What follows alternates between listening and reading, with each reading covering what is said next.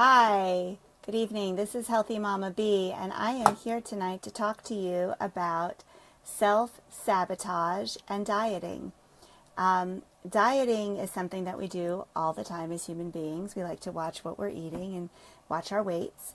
And something that we deal with on a pretty frequent basis is sabotage. And so one of the things I wanted to talk to you about is something that I've struggled with, and that is frequent self-sabotage. Today we're going to talk a little bit about self-sabotage, what it is as it relates to diets. We're going to talk about how to overcome it. We're going to talk a little bit about some self-destructive thinking, how to overcome that, and essentially how to be successful on your diet. I've lost a little over 110 pounds now, and I am very familiar with self-sabotage because I've done it my entire life. So as we go through tonight, if you have any questions, just type them into the screen and I'll do my best to answer them. We're going to talk a little bit about self-sabotage initially in terms of how we think, because self-sabotage really comes from our minds. And our minds are incredible tools. You know, they're brilliant and they're beautiful and they keep us functioning every single day. They make our bodies work. And I read somewhere recently that we only use 10% of our brains. Could you imagine what we would actually be able to accomplish if we used 90% of our brains as opposed to just the 10%? I'm not quite sure if it's really 10%, but I did read that somewhere. When we talk about self-sabotage, I'm sure you've heard the term before. To self-sabotage essentially means to behave in a way that interferes with any long-standing goals. So anything that you're going to do that's going to interfere with a goal is going to be self-sabotaging. And the most common self-sabotaging behaviors are procrastination, self-medication with either drugs or alcohol, and comfort eating. Some people use cigarettes, which is also self-sabotage. And today we're going to focus on why we sabotage ourselves when we diet. We'll talk a little bit about why we do it and why, what are some ways that are going to help you overcome these behaviors moving forward so that you can apply them to your everyday life. So we're going to talk for a couple minutes about our imaginary friend Marianne, because we all have a friend, an imaginary friend named Marianne. And Marianne is about 60 pounds overweight. She was told by her doctor at a recent physical that she was pre-diabetic, she had a fatty liver, and she had high blood pressure. And he said that you need to lose weight or we're going to have to put you on some medication. And essentially, you're going to have to do something to change your lifestyle or you're going to get very sick. And Marianne told her doctor that she's very motivated to lose weight and she's going to go home and she's going to do all the things that she needed to do to make the changes to her lifestyle. And she makes an appointment for 6 months and she goes home and she goes on her merry way. Marianne goes home. Like I indicated, she goes shopping on her way home from the doctor's appointment and she buys all healthy foods. She decides that she's going to go ahead and buy everything that has a healthy label on it. Anything that says healthy or something that says, you know, no sugars, no added fats, all natural. And she brings everything home and she stocks her refrigerator and her cabinets with all of these healthy foods, and she decides that she's going to go on a diet. She follows a meal plan and she's feeling really good. She goes out in her neighborhood. She walks a couple of times a week, and she does very well for the first couple of weeks. She tells all of her friends and family that she's on this new plan, that she's going to lose 60 pounds, and she's going to be really successful.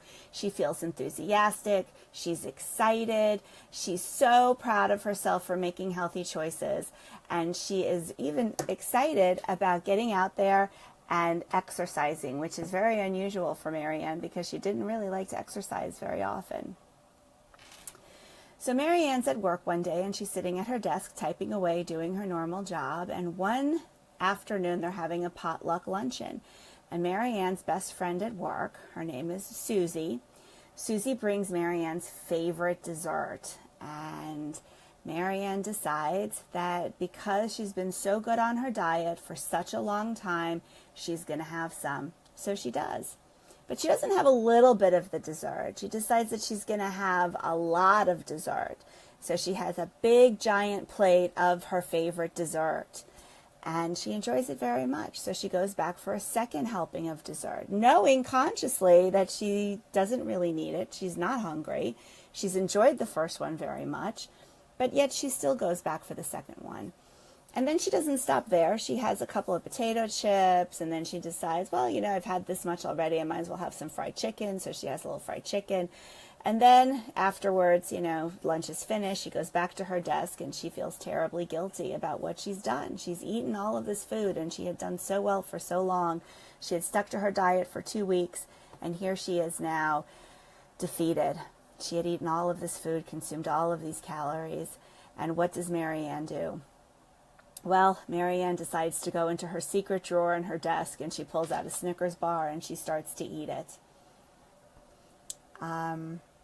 Is that something that you could relate to? Do you know a Marianne? Are you Marianne? I used to be Marianne. I used to do things just like Marianne did. I used to have a drawer at my desk at work that had little tiny, you know, candies and Snicker bars and little goodies that I would like to indulge in from time to time. And I could remember very often feeling, you know, that I had done really well on a plan for a very short period of time and that I deserved a treat. And so I would go ahead and I would indulge and I would have, you know, a little bit of ice cream here or a little piece of cake, and it would never really stop there. It would be, you know, just self-sabotaging behavior because I felt that I deserved it. And ultimately, the reason why we self-destruct is something that we'll talk about in just a couple of minutes. But ultimately, we sabotage ourselves as a consequence or a result of self-destructive thoughts. And what I want to do now is really delve into what some of these thoughts are and how we can look at them a little bit differently and sort of reframe them.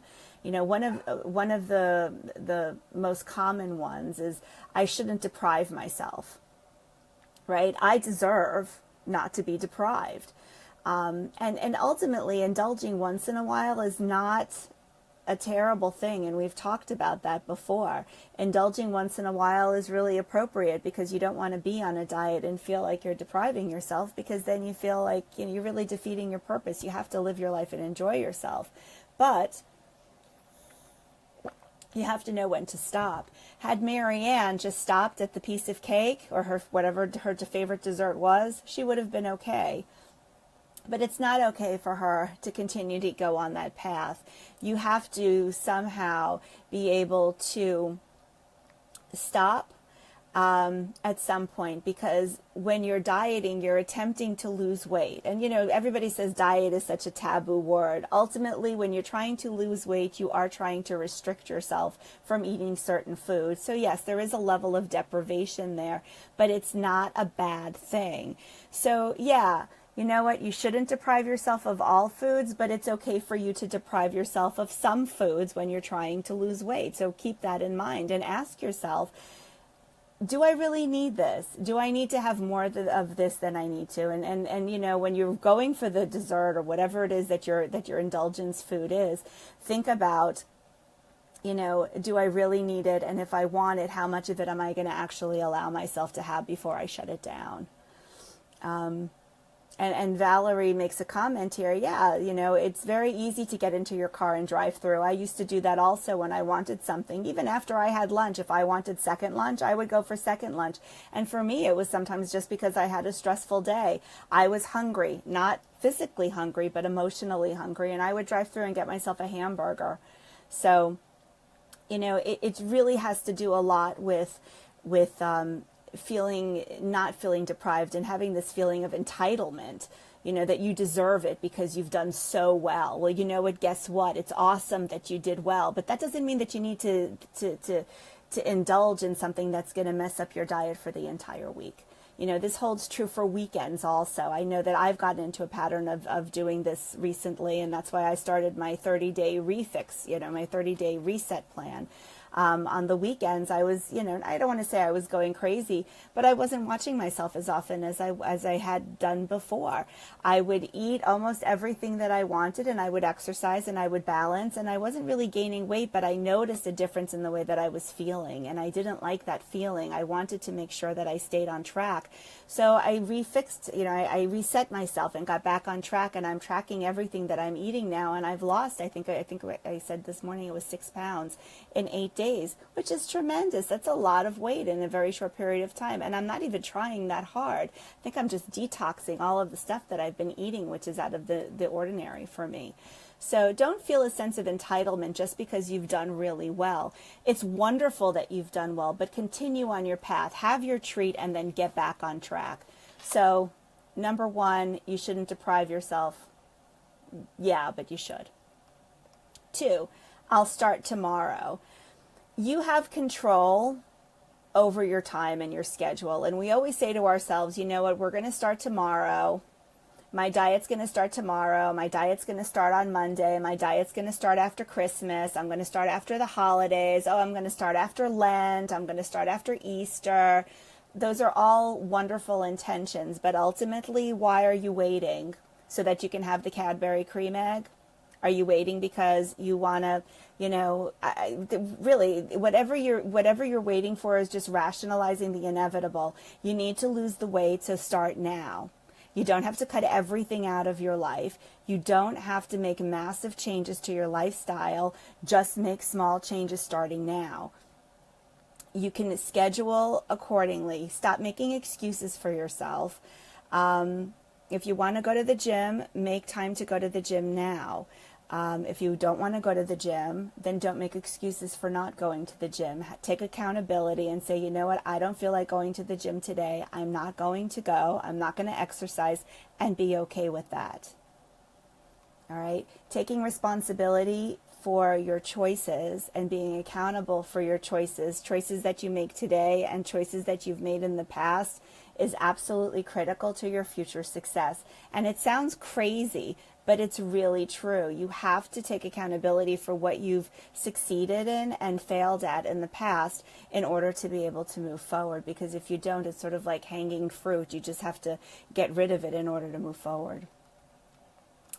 The third one is what I call the pity party.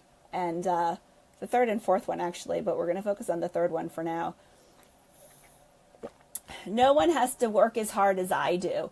Everybody has the friend or the kid or the coworker that can eat the bag of M&Ms 5 or 6 times a day and never gain an ounce, or the friend that can drink as much as they want and never put on a pound. But ultimately, most of us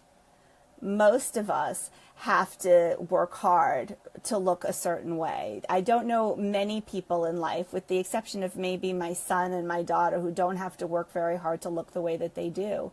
How many of you have looked at friends that are teeny tiny and thought, oh my God, they don't have to work that hard to look that good? I used to think that way until I started going to the gym often. And it's funny, I see most of them at the gym and they're at class every single day, working really hard to look the way they do. So most people have to work hard to look trim and fit and healthy. It doesn't come naturally to most people. And surprisingly, most people do watch what they eat. Not everybody has the capacity to eat whatever they want. So if you want to feel sorry for yourself because you can't eat whatever you want and maintain a healthy lifestyle, don't feel sorry for yourself, because really you're human. Nobody can do that. The only people who eat whatever they want are people who are not healthy, or choose to live a healthy lifestyle and eat a healthy diet and maintain a healthy diet by making healthier choices, and they choose to eat a healthier lifestyle. Okay, with an occasional indulgence, which again is okay. The fourth one, I just have a slow metabolism. That was my excuse for many years. I have a really slow metabolism. I'm very big boned, and that's why I'm overweight. Well, you know what? I may have a slow metabolism. That's true. That's rationalization at its best. You can give every excuse in the book, but ultimately, if you stick to a plan and you exercise, you're going to lose weight. That's the bottom line. Eat right and move every day, and you're going to lose weight. Regardless of if your metabolism is slow, regardless of how big or small your bones are, if you stick to a plan and you exercise every day, you're going to lose weight. So stop blaming what you cannot control and start taking control of your life and making the changes that you can in order to be healthy. Self-sabotage is also making the excuse every day that you cannot do it. I can't do it. I've tried every diet in the world and I just can't do it, Gail. I just can't do it.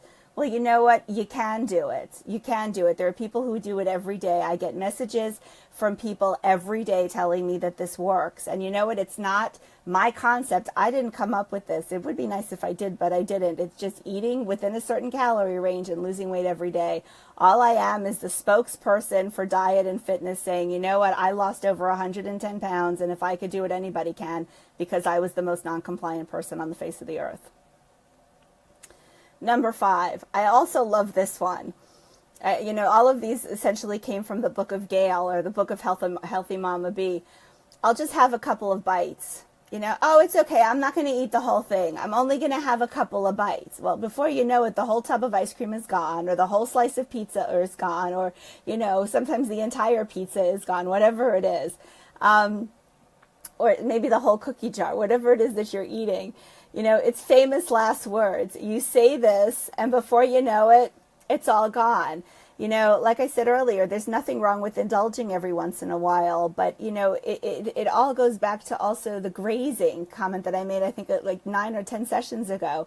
When you indulge a little bit here and a little bit there, you don't realize how many calories you're actually taking in, and 10 calories of one thing and 15 calories of another, and continuously picking different foods throughout the day is going to add up to sometimes hundreds of calories, and most often those are wasted calories. I was talking to somebody recently, I think it was somebody at the gym, and we were talking about candy and how I love candy, and how just lately I've just been craving Mike and Ike's. I don't know if you know what a Mike and Ike is, but it's these little sugary candies. They're like jelly beans, and they come in fruity flavors.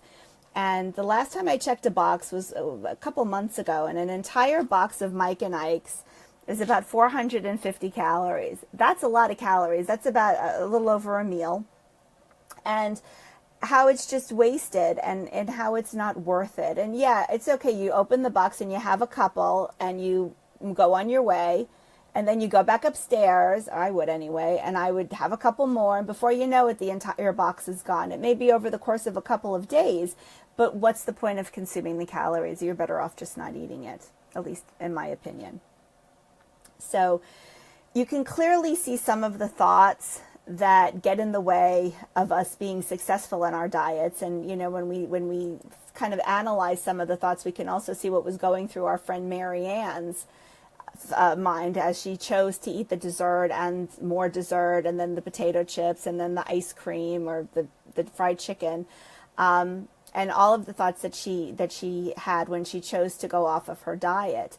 But I guess the big question here is why? Why do we do this? Why do we make these choices? And why do we sabotage ourselves?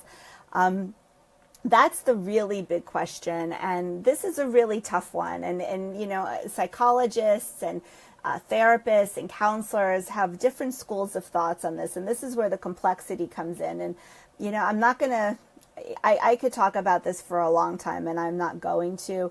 But I'm going to just give you the very high level of what folks or professionals are saying about this, okay? Most professionals will say that we self-sabotage because we don't know another way to cope, okay? Most often they will say it's because we don't know how to deal with our emotional stressors. We don't know how to handle certain things that are going on in our lives. And we've talked about emotional eating, and we've talked about stress over the course of the last couple of weeks. And all of this is interconnected. Okay, if we learn how to cope better with our stressors in our life and we learn how to handle the emotional issues that are going on in our lives, we will depend less on food, learn how to deal with things in a healthier way, and we will eat less as a result of that. But it also comes into the way that we're thinking about things and the way that we're rationalizing and justifying these kind of behaviors. We need to stop rationalizing and justifying. And so when you go to reach for these foods, realize what you're thinking and realize what your thought patterns are and try to stop yourself. So if you're thinking, I'll only have a bite, stop yourself and say, whoa, wait a second, I'm self-sabotaging here. And maybe you'll actually save yourself from taking that very first bite. Analyze, take an inventory, determine whether or not this is a self-sabotaging behavior or whether it's something that you really want for the sake of just eating it rather than just doing something that's going to be self-destructive because you don't have another way of coping with the situation that's happening in your life. Okay. And this is where it gets really deep, and I'm going to sort of just sugarcoat this one a little bit. There's a concept of inner child work, which is complex and it's kind of out there. But, people who believe in psychoanalysis and all of that will believe that there's a lot that sometimes we grow up internalizing some negative or irrational thoughts about ourselves. And these negative and irrational thoughts tend to manifest themselves in these types of behaviors because we don't know any better. We've been thinking this way and feeling this way about ourselves our entire life. And because we've always dealt with things the way that we're dealing with them now, there's no other way of doing it.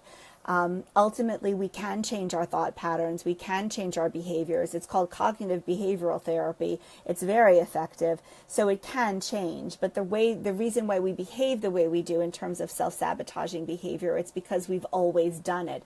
And it really comes into play because of the way that we feel about ourselves as a result of how we thought about ourselves as children. Whether you believe that or not, that one's up to you. I'll leave that one open to your own interpretation. But I want you to ask yourself this. When I was doing a little bit of research for tonight's session, a question actually popped into my head, and I wanted to ask everybody this. And it's not something that you need to actually answer online, but something that I want you to at least consider for yourselves, okay? Next time you want to self-sabotage, or even beforehand in the pre-contemplative part of all of this, ask yourself this: what has to be true in your life in order for you to sabotage your weight loss efforts? What has to be true in your life in order for you to sabotage your weight loss efforts? And once you understand the belief that you're carrying around about yourself that leads to this behavior, you can understand your own self-sabotaging behaviors and take the necessary steps to start to change it. So start to really think about it. What is it? What belief system do you have? What has to be true in your life for it to actually happen? And let that be at least the first step for you. There are a lot of wonderful resources and tools online for you to use. You're able to really, there's a lot of research. So if you're curious on the topic of self-sabotage, by all means, Google it. I'll have a blog coming out about self-sabotage next week that will touch on some of the things that we talked about tonight. So hopefully you'll be able to get some additional information on that. So there you have it. Self-sabotage is a complex subject, but once you understand some of the reasons behind why you behave the way that you do, you can start to conquer your thoughts and overcome them. If you haven't received your free Healthy Mama Bee Weight Loss Get Started guide, then please visit my website. It's www.healthy-mama.com for your copy. Just enter your email address there and you'll receive it instantly. It's going to help you get into the right headspace so that you can be successful in any diet program that you start. You know, I don't dictate what programs you should be using. That's really up to you. What I am all about is helping you understand why your behaviors are the way they are. I'm into the psychology of weight loss, and that's really my my focus. So tomorrow, I've got a phenomenal blog that's coming out. I'm excited about it. I hope that you guys will be too.